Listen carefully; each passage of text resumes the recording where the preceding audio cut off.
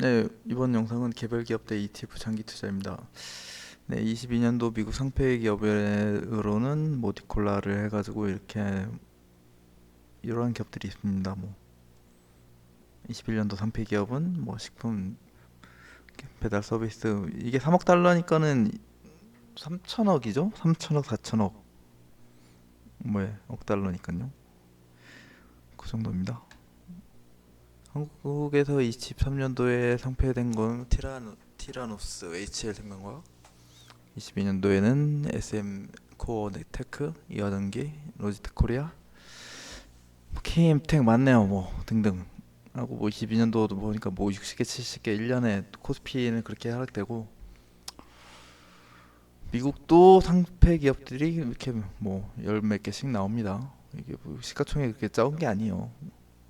적은 게 아니고 물론 이제 상장 폐지되는 기업 주식 패턴이 이제 비슷한 게 있는데 급락을 유지하다가 이제 무증, 유증, 감자, 액면 분할, 이제 대표이사 변경 등의 공시가 올라오고 물론 비중이 얼마 안 되거나 잘하시는 분들이라면 빠져나오겠죠. 근데 이거를 이제 손절이 어렵다거나 이제 오랜 기간 동안 장기 투자하는 종목에서 마이너스 10% 이상 이제 빠져서 들고 있다가 이제 물을 조금씩 타야겠다 하고는 와중에 이제 악재가 나고 이제 상장 폐지가 나온다면 쉽게 이제 손절하기가 힘들어질 거라 생각됩니다. 이제 상장 폐지 된다고 해서 공시 나오고 나서 또 물론 회생되는 기업도 있지만 거의 대부분 상장 폐지가 되는데 이제 회사마다 이제 초반에 성장을 하고 나면 이제 고난의 행보가 있고 이제 준비 과정이 지나면 이제 성장기를 거쳐 다시 업계에 두각을 나타내는 이제 번영기가 있고 그러다가 이제 또 신사업을 통해 또 다른 사이클을 가지고 이제 그룹사 이제 커지잖아요. 이제 회사가 이제 커지고 이제 끝에 가서는 이제 더 이상의 시설 투자나 이제 신사업이 약해지고 경쟁에서 밀리다 보면 이제 쇠퇴기를 맞이하면서 이제 주식이 뭐 매각이나 자산 매각이나 이제 회사 이제 분할 상장시키고 이제 뭐 거래를 하다 보면 이제 회사 규모는 축소되고 이제 주가는 이제 안 좋게 되고 하락세를 맞이하게 되고 이제 그 와중에 이제 상장 폐지되고 이제 흥망성쇠를 거치고 이제 더 이상의 이제 이윤보다 적자가 많아지게 되면 이제 상황이 끝나게 됩니다. 이제 회사의 사이클이고요. 이런 사이클이 이제 전 세계에서 이제 기업 평균 전속 연도가 이제 30년에서 이제 최근에는 이제 10년으로 줄어들었습니다. 이게 이제 10년으로 줄어들었는데 이제 장기 투자를 하기도 힘들어요. 이제 장기 투자를 하기도 힘든 게 이제 30년에서 이제 10년으로 줄어들면 이 흥망성쇠기는 이제 2, 3년밖에 안 되는 거예요. 이제 성장기에서 이제 기껏 주가가 이제 시가총액이 이제 최대점을 찍고 나서 이제 하락세를 이제 점점 나오니까 그 장기 투자하기 종목에 한 종목에 이제 장기 투자하기도 힘들고 정말 몇 개 소수의 기업만이 이제 뭐 몇십 년 이제 가는 거죠. 이제 뭐 기술의 급변화로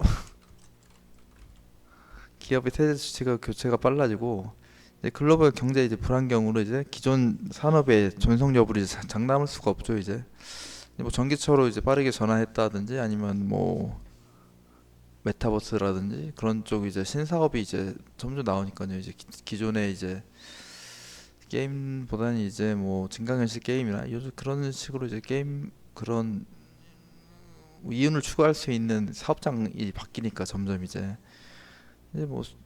뭐 핸드폰 같은 경우에도 이제 스마트폰이 나오면서 기존의 투지 폰들은 이제 망했고 그 면서 이제 전기차도 그렇고 이제 의료도 이제 비대면 치료가 많이 이제 활성화되면 이제 기존의 대면 치료는 이제 아무래도 좀 이윤이 많이 떨어져 나가겠죠. 이제 요즘에는 이제 최근에는 이제 식당 같은 경우도 이제 로봇 요리사를 이제 고용해가지고 그 로봇 자동 요리를 한 네다섯 개 하고 이제 사장 이제 배달만 하든지 오늘 뭐 주문만 받든지 이런 식으로 하고 있고 커피업 같은 경우도 뭐 자동 기계 이제 그런 식으로 많이 나가고 이제 택시 같은 경우도 이제 공유 경제 해가지고 이제 우버라든지 이제 뭐 일정 기간만 이제 차를 이제 빌리는 서비스가 나오면서 이제 택시도 가격이 오르고 하면서 이제 사람으로 하는 건 인건비가 비싸져가지고 근데 문제는 이제 내년부터는 이제 테슬라에서 이제 오토 드라이버가 나와가지고 테슬라 옵티머스가 이제 운전한다고요. 이제 옵티머스가 이제 사용자가 이제 뭐 일하거나 이런 시간에는 옵티머스가 이제 뭐 공유 경제로 해가지고 우버 기능을 한 다음에 그런 식으로 이제 산업이 점점 산업 교체 주기가 빨라지면서 기업들도 이제 흥망성쇠가 또 빨라지고 이제 금방 이제 뭐 없어지는 산업이 나오니까 예, 글로벌 이제 경제 불안정 종속여부 이제 다음에는 이제 기업의 종속여부 장담할 수 없는 게 이제 뭐 전쟁이라든지 이런 것도 나오고 그 다음으로는 뭐 기업의 경영진이 부실하거나 비윤리적인 경영 이제 한국 기업들 같은 경우는 좀 시가총액이 너무 싼 기업들 200억에서 500억 정도의 기업들은 약간 이제 안전 공시를 남발하거나 뭐 합병을 통해서 뭐 신사업을 도모한다 그러는데 아직 뭐 전혀 뭐 10년 20년 동안 뭐 만약에 뭐 공작 기계를 만들었던 제품에서 갑자기 뚱딴지로 뭐 제약회사로 간다든지 이러면은 믿음이 안 가잖아요. 믿음이 뭐 공작 기계만 20년 만들다가 갑자기 무슨 뭐 제약 쪽으로 뭐 신약 개발 뭐 그런 쪽으로 갑자기 합병 이렇게 하면 좀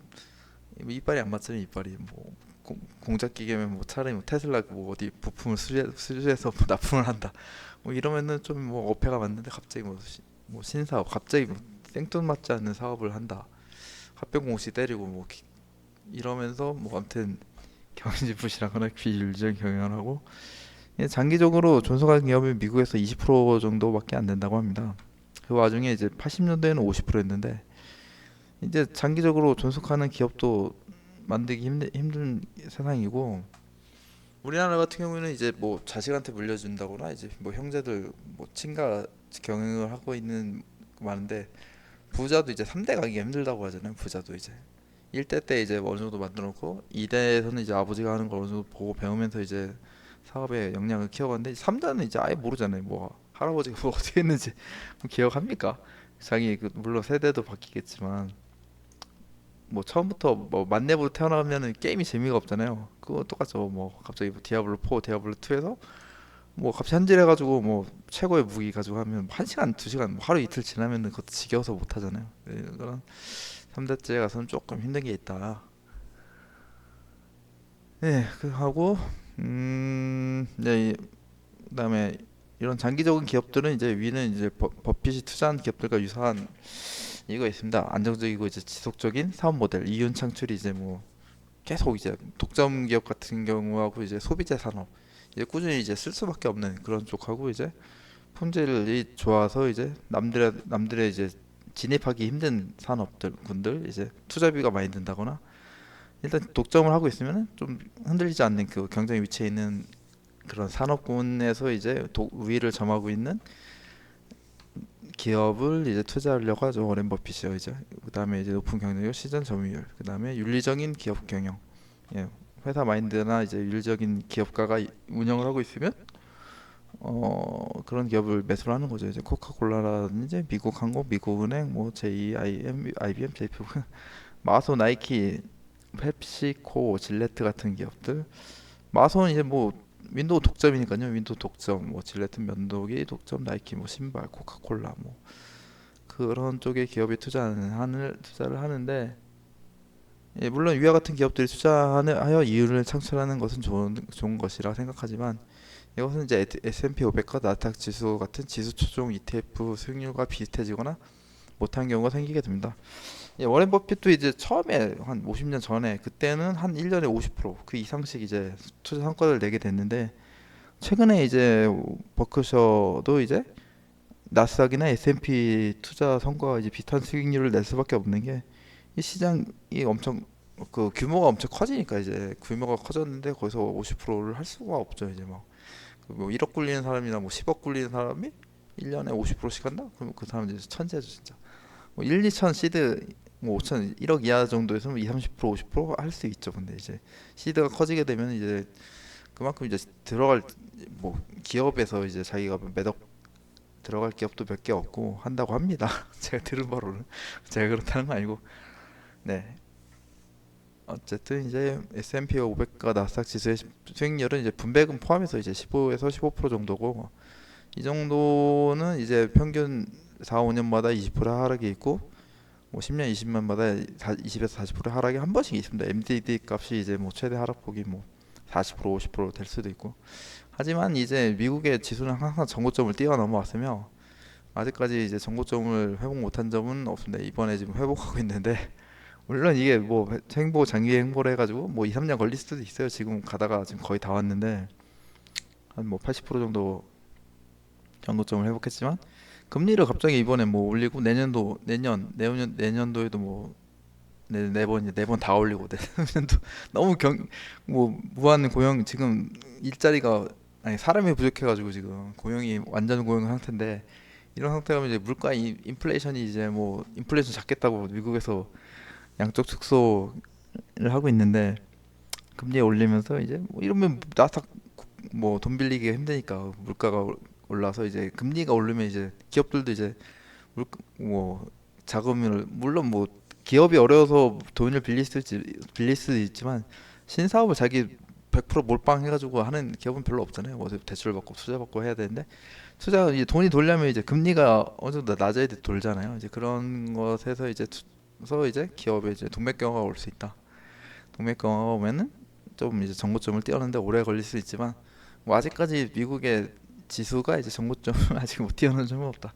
이번에 지금 했는데 못 뛰어넘을 수도 있다는 것이고, 예, 꾸준히 우승 향을 해왔고, 하지만 한국의 박스피 같은 경우에는 이제 21년도에 3,250 포인트를 최고점으로 다시 하락해가지고 이제 박스피를 진입하는 거 보면은 한국 기업이나 추정 ETF는 장기 투자하지 않는 것이 좋다고 생각합니다. 물론 이제 고배당 기업이나 ETF는 괜찮다고 생각합니다. 뭐 은행주라든지 뭐 그다음에 시멘트 관련주 뭐 그다음에 뭐 그런 주들은 8에서 뭐 9%, 뭐 10% 정도까지도 배당을 주는 종목이 있지만 근데 이제 배당주 같은 경우에는 이제 크게 이제 성장하기는 힘들다. 뭐 지수가 뭐 종목 이 차트가 이제 뭐 10%, 20%, 30% 오르기가 힘들다 이제 그만큼 이제 배당을 많이 분배금을 줘야 되니까 배당금 많이 줘야 되니까 성장하기는 힘들다. 물론 이제 뭐 주가가 횡보를 꾸준히 계속해서 배당 받은 것으로는 좋다고 생각합니다. 이제 또 결론 얘기하자면 지수 추정 ETF는 시가총액 순위나 기준에서 벗어나게 되면 이제 리밸런싱을 거치게 되면서 장기 투자의 위험성이 떨어지게 되고 이를 꾸준히 모아간다면 이제 장기적으로 좋은 성과를 투자할 수가 있게 됩니다. 그러면서 이거를 이제 개인연금이나 이제 아이사 같은 경우에 같은 계좌에서 이제 운영을 하게 된다면 뭐 세금 절세도 할 수 있고 물론 이제 뭐 이런 절세 통장 같은 경우는 올해 이제 900만 원까지 들어가지고 뭐 5천만 원 이하의 급여를 받으시는 분들은 14.5% 해가지고 140인가 150 정도 네 이 정도 상여금 환급을 받으니까 그렇게 절세를 하면서 그 절세 금액만 딱 하시면서 900만 원까지만 딱 하시고 그리고 이제 아이사 같은 경우 이제 3년 만기 되면은 뭐 거기서 이제 10%에 또 최대 300만 원이니까 3년마다 1200만 원 해가지고 뭐 세금 환급을 받으면 좋죠. 이거는 저기 확정이라서 뭐 내가 낼 세금이 연말정산에 낼 세금이 일단 거기서 공제하고 주는 거니까 이득이긴 이득이죠. 그다음에 뭐 배당세도 없으니까 물론 이거를 뭐 개인연금 같은 경우는 만약 내가 연금 받을 때 이제 나이 순별로 해가지고 그 세금이 있긴 한데 이걸 이제 C들이 이제 뭐 키워 눈덩이 투자를 이제 굴려갈 때는 이제 세금이 없으니까 그만큼 절세로 이제 거기다 이제 TR 같은 경우로 종목을 하시는 분도 많더라고요. TR로 해가지고 왜냐면 이제 TR 같은 경우에는 이제 그 ETF에서 이제 그 뭐냐 그렇게 절감이 되니까 갑자기 생각이 안 나네요. TL 같은 경우에는 그 ETF 운용세가 좀 낮아요. 이게 뭐 0.3, 0.15에서 뭐 보통 이제 0.3 사이인데 이거 이게 좀 낮아가지고 TR로 하는 경우도 있고 아무튼 이 절대를 운영하고 최소 900만 원 정도만 하고 나머지는 뭐 직투 계좌를 하는데 직투 계좌를 운영하면 이제 저기가 있죠. 직투 해외 직투 이제 환율에 영향을 받는데 환율이 우리나라 같은 경우에는 보통 안전 이제 뭐 출산율이라든지 이제 기업 상황들을 보면 이제 환율이 올라갈 수밖에 없네. 이번에 금리를 못 올리고 있잖아요. 지금 3.25인가? 3.25고 미국은 지금 뭐 계속 금리 올린다는데 우리나라 금리 올리나니까 이제 아파트나 이제 주택 쪽에서 이제 부담이 많이 되니까 뭐 그다음에 뭐 소상공인들 뭐 대출이 천조 원이 넘었다. 우리나라 천조국이 천조국. 예? 그런 쪽에서 이제 워낙 가계부채가 많으니까 금리를 못 올려서 좀 이제 불리하게 있죠. 수출 기업들이 약간 뭐 금리가 높아지게 되면 일단 그 제품 가격이 올라가게 되면 경쟁률이 떨어지니까 이걸 어떻게 이제 처리를 해야 되는데 그게 이제 또 힘든 면이 있죠. 또 만약에 뭐 IMF가 올 수도 있고 외화가 급격히 이제 금리를 올리면 빠져나가게 되니까 이제 IMF가 올 수도 있고 어쨌거나 이제 살려면 금리를 올려야 돼요. 어차피 따라가야지. 미국보다 높아야지 투자금이 달러가 많이 국내로 들어오지. 금리가 낮게 되면 자산이 많이 나갈 수가 있다. 아무튼 그 얘기가 아니고 이건 다가 다음에 또 영상을 만들고요. 해외 직투 계좌를 이용하면 장기적으로 이제 환율에 영향을 받으니까 지금 1,300원인데 예전에 뭐 10년 전에 1,100원대, 뭐 800원, 900원대 이제 뭐 환율도 폭락할 때가 있으니까 그때 이제 그때 환율이 뭐 900원에서 뭐 1,100원대일 때 배당주를 이제 많이 사놓으면 이게 이제 환율이 올라가면은 이제 자연스럽게 이제 배당률도 올라가게 되겠죠? 환율이 영향을 받으니까 해외 직투 같은 경우에 이렇게 생각할 수도 있다. 요거는 제가 다음에 하나 만들어 놓겠습니다. 아무튼 제 영상을 많이 봐주셔서 감사하고요. 일단 장기 투자하려면은 이런 세제 혜택이 있는 계좌를 이용하거나 미국의 ETF를 이용해서 뭐 개별주보다는 이런 기준이 있는 ETF에 투자하는 것도 좋다고 생각합니다. 영상을 봐주셔서 감사합니다. 행복하시길 기원합니다.